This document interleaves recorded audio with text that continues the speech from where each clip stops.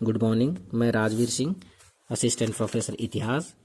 हम राजस्थान के स्वतंत्रता सेनानी पढ़ रहे थे, जिसमें हमने बारठ परिवार और माणिक्य लाल वर्मा के बारे में पढ़ लिया था।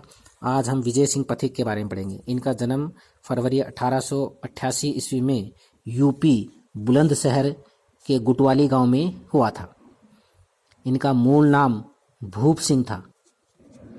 बाद में इन्होंने गिरफ्तारी से बचने के लिए अपना नाम विजय सिंह पथिक रख लिया।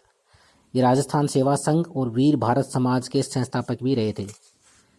सचिंद्र सान्याल के संपर्क में आने के बाद इन्होंने क्रांतिकारी गतिविधियों में भाग लेना प्रारंभ किया था। एक महान स्वतंत्रता सेनानी थे सचिंद्र सान्याल। उनके संपर्क में आने के बाद फिरोजपुर षड्यंत्र केस में ये शामिल थे। इसके बाद इन्होंने अपना नाम परिवर्तित करके विजय सिंह पथिक रख लिया। इनका मूल नाम वैसे भूप सिंह था और नाम बदलकर इन्होंने विजय सिंह पथिक रख लिया।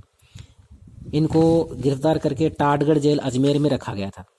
इनकी प्रसिद्ध पुस्तक थी व्हाट आर इंडियन स्टेट्स। प्रसिद्ध पुस्तक का नाम क्या है? What are Indian state.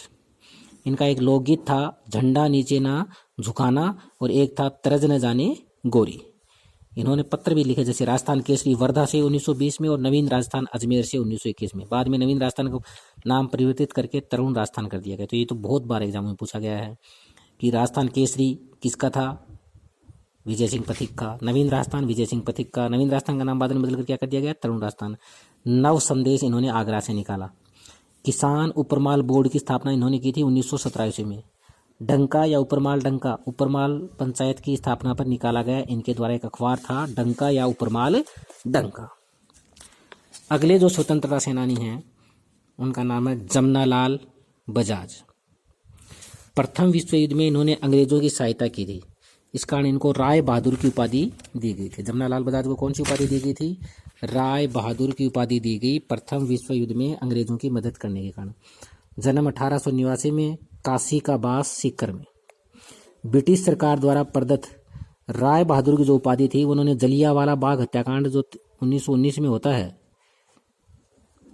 उसके बाद इन्होंने ये उपाधि लौटा दी थी। जलियांवाला बाग हत्याकांड कब हुआ था? 13 अप्रैल 1919 को, जब जलियांवाला बाग में लोग इकट्ठा होकर शांतिपूर्ण विरोध प्रदर्शन कर रहे थे, क्योंकि रोलट एक्ट का जब विरोध कर रहे थे तो उस समय डॉक्टर सत्यपाल और डॉक्टर सैफुद्दीन किचलू को गिरफ्तार कर लिया गया था रोलट एक्ट का विरोध करने के लिए। रोलट एक्ट एक काला कानून था जिसमें किसी भी भारतीय को बिना किसी अपराध के गिरफ्तार कर लिया जाता था। तो उस कानून का विरोध कर रहे थे डॉक्टर सत्यपाल और सैफुद्दीन किचलू, तो उनको गिरफ्तार कर लिया गया था। उनकी गिरफ्तारी का विरोध करने के लिए पंजाब के अमृतसर में जलियांवाला बाग में लोग इकट्ठे हुए थे। वहां पर उस बाग को चारों ओर से घेर लिया और जनरल डायर ने गोली चलाने के आदेश दे दिए थे, जिसमें बहुत बड़ी संख्या में बच्चे, स्त्रियां, बड़े बूढ़े लोग मारे गए थे। तो उस हत्याकांड के विरोध में जमनालाल बजाज ने राय बहादुर की उपाधि लौटा दी थी। इनको गांधी जी का 5वां पुत्र भी कहा जाता था। ये कहते थे कि मैं गुलाम नंबर 4 हूँ, पहले भारत का, फिर देशी रियासत का, फिर सीकर का, फिर तथा स्वयं का। बीकानेर शासक गंगा सिंह ने इनको अपने राज्य में आने पर प्रतिबंध लगा दिया था। इन्होंने 1927 ईस्वी में चरखा संघ की स्थापना की। 1927 ईस्वी में किसकी स्थापना की थी? चरखा संघ 1927 में। सत्याग्रह आश्रम की स्थापना 1921 में।